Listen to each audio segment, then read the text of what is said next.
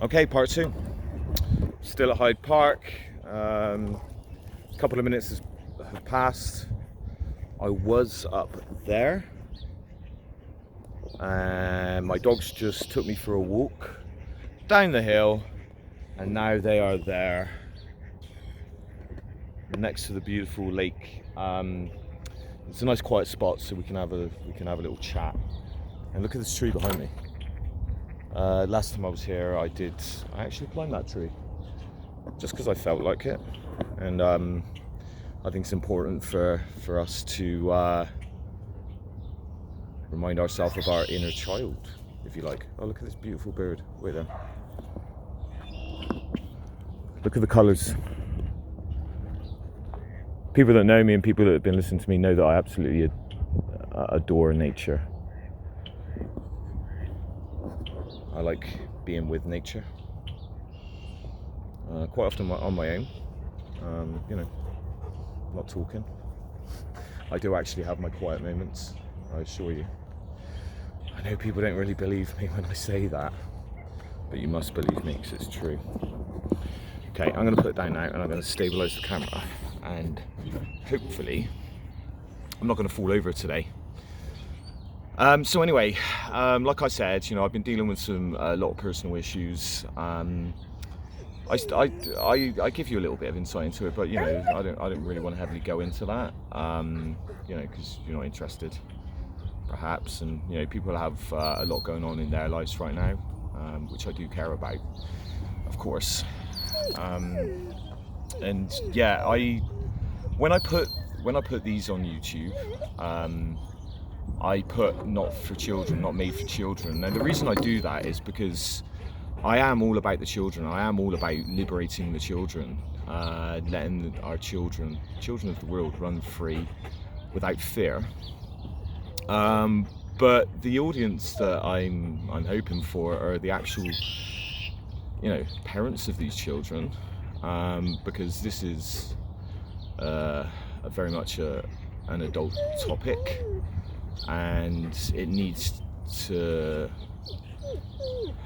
Basically, the solution to this is going to be, one for a better word, the battle is going to be won by the parents. We owe that to our children. We need to think freely and act accordingly. If something's a little bit off in your gut, in your belly, that's where your intuition comes from, then my advice is to go with that, go with the flow, go with how you feel, because the mind can play tricks on people. My mind's played tricks on me many times in the past. I've said before, and I'm going to repeat some things. I will keep repeating. In the past, I've gone against my intuition because my mind was playing tricks on me. I thought, oh no, I can't go with that. That's silly. That's ludicrous. And that's where the mind plays tricks, And sometimes the mind plays tricks where, you're trying to get to a logical conclusion, but along the way, perhaps you've been subliminally programmed. I'm not going to get too heavy into the brain.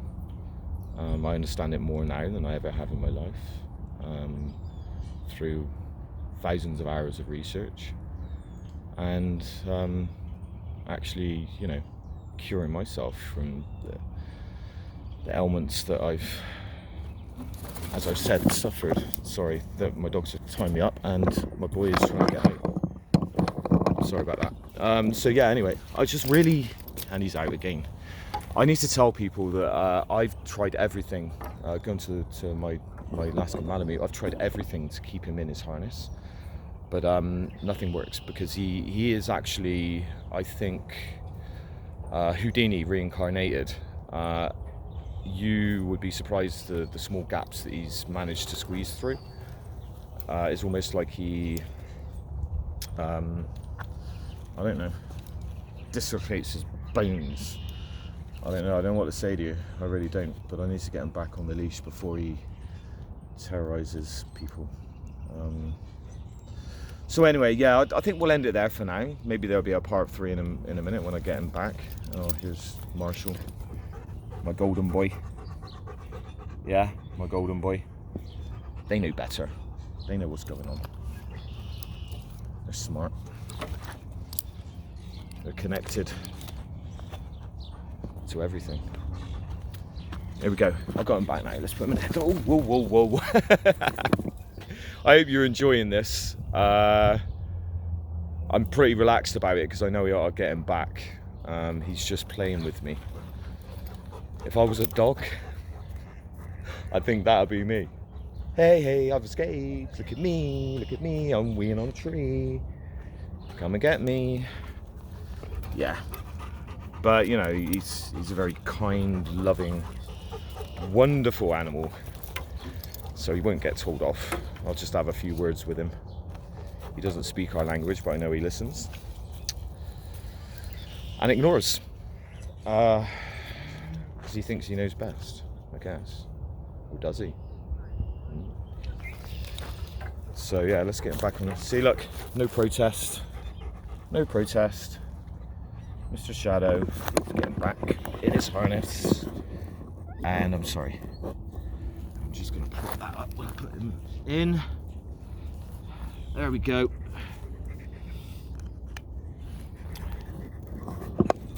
Back. I told you, that's why I don't tend to panic anymore. But these boys are really charged, ready to go. So we're not going to do another 25-minute video like the other day. Although I do know a lot of people have listened to it, and I tell you, because I'm not going to give any of the haters any time. I just did. Sorry. I'm going to go on to. Honestly, I have had such wonderful, kind, beautiful, fantastic, splendid messages from so many people. Some publicly on my posts, but some, or most, privately. Craig, you're an inspiration. Craig, thank you for saying what other people aren't saying. Craig, thank you for being there for the children. Craig, keep doing what you're doing. We listen to your videos, we watch your videos, we enjoy your videos, we love your videos. And I see the views. Some might see the likes, there's not that many, but I'm telling you, for every one person that does like it, and I so appreciate you, there's probably 10, 20, 30, 100 more that do like it that just didn't press the like. So you know, that fuels me in a sense. Even the people that disagree with me fuels me. The people that hate me, because there are some, it just makes me more determined. Perhaps they don't like what I'm saying because it's true. Think about that one. But they're watching, they're listening. And I told you before, and I'll tell you again, this is not about me. Not about me.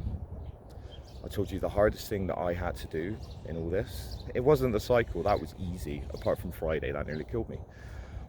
It was coming out, being public, being open, wearing my heart on my sleeve, which I have with people in the past, of course, but not publicly.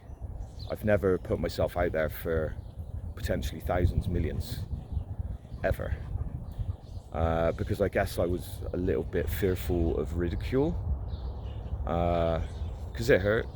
It hurt. It doesn't hurt anymore. It doesn't. I might get little moments where it hurts a little bit, but that's it, I assure you. Now I'm cool with that, I'm at ease with that, because, you know, now I view that aspect of it, there's always going to be people against. I'm not going to name all names, but I do gravitate to Bob Marley. You know, when he was growing up, he was bullied and stuff because he had a English father, white father, and a one for the better word. You know, I don't like to say that. Let's say Caucasian father and a Jamaican mother. And then he started. He became a prophet. He started writing beautiful music that do resonate with me. I'm not going to read you that right now. Go and listen. The Redemption Song's one of the ones. Listen to that one, because he actually talks about when are we going to stop killing our prophets. And he was, so he came against all diversity, ridicule, and he became a legend. One of the first albums I had, actually, Bob Marley Legend, because he is a legend. He's just one of many people that have and do inspire me. There's many more. I'm not going to list them right now because I'll be here a while, but they are important people, and there usually are people that come from the say nothing, odds were stacked against, and they found a way of doing good in the world, because that's what I intend on doing, and that's what I do on a daily. And I don't tell you all the good that I do. Some things is, some little things are just, and I've been criticised for this as well. Homeless people sat there, wanting money. I'll buy them a coffee, I'll give them money, I'll talk to them. How did you get yourself here? Because they deserve to be spoken to, do they not? We're all equal. Once upon a time they had a home. How do we know how they found themselves on the streets or whatnot? People I find are narrow-minded, and people have said to me, Craig, they're drug addicts. Well, how do you know that? Oh, they got loads of money. They collect loads of money, tax-free. How do you know that? You don't know that. That person could have went through a horrendous divorce. They could have, and usually they do, they have mental illnesses that prevent them from working and providing for themselves, their family, and they find themselves on the street. And yeah, guess what? They might just take comfort in a beer or 2 or 10 or a bottle of whiskey. But do you think they really choose to do that? No, of course they don't. It's an addiction. The addiction started somewhere. The addiction started from something catastrophic, perhaps, that was cast upon them in life. So yeah, I'm a deep thinker, and I ain't gonna stop. I always think deep. People don't understand me. People don't understand my metaphors, my hypothesis. I managed to get that word out, didn't I? And many other words. But that's okay. Maybe one day they will. Maybe one day, when I'm not here, they'll understand. Maybe one day, people will watch this when I'm not around, and they'll think, hey, I wish I give Craig support then. Can't now. It is what it is. But anyway, on that note, I'm going to be here for a very long time, I assure you, because my work's not done. It's long from done. I know what my work is, and I know what I'm doing, and I will not stop until I liberate as many children as I can, get their freedoms back, get their smiles back, get everything back. Because like I said before, I'm going to repeat myself again, they are our future. And the wise words from my son, Charlie Craig Western, Dad, and he said this at 12 years old when he comes to live with me, on his own, because before we lived together with his mum. I was telling him off for not tidying his room or something. I'm repeating it again because people might have not heard this before, and I'm going to say it. Dad, just remember, I get to pick your care home. Made me stop and think. What a thing to say. But what a true thing to say. He does get to pick my care home. So Dad, basically I'm telling you to tread carefully. I'll tidy my room, but I'm not doing it right now, because I get to pick your care home. Now I know Charlie anyway, and I know that was just a thing because he has my back, I have his, and you know what? Even if he, at that point that I might perhaps need to go into a care home, I won't be in a care home. He'd be looking after me. He'd be wheeling me around, in my wheelchair, or probably on my skateboard, or he'll be helping me with the Zimmer frame. It's not going to get to that. I'm going to stay fit, don't worry. But I think you know where I'm getting here. That wasn't a threat. That was just a gentle reminder that, I need to be present, and I need to be checking myself as to whether there's any need for me to be moaning at him to tidy his room or do the dishes or cook dinner, because he could do that at 12. Okay. Anyway, I'm rambling on. I'm sure I could go on for another hour or two, but many people have probably tuned out. I hope they haven't. Like I said, I do get messages to say people do listen to everything. So even if it's just for those few or many, I will continue. Anyway, my dog's got out again. One of my dogs. Guess which one? Guess. Yep, you got it. Is Shadow, son of Storm. Yeah. I guess, yeah. When we named him, we didn't think that we would be in his shadow, but we are. Look, you can see his shadow now. Are you going to get back on your leash? No. Are you not? The squirrels don't want to play, boy. The squirrels don't love you. Sorry. Or the birds. And they can get away. And chipmunks as well, because we get plenty of chipmunks here as well. Right, anyway, he's on one. So I'm going to leave it there. I'm going to wish you a fantastic day. Stay positive.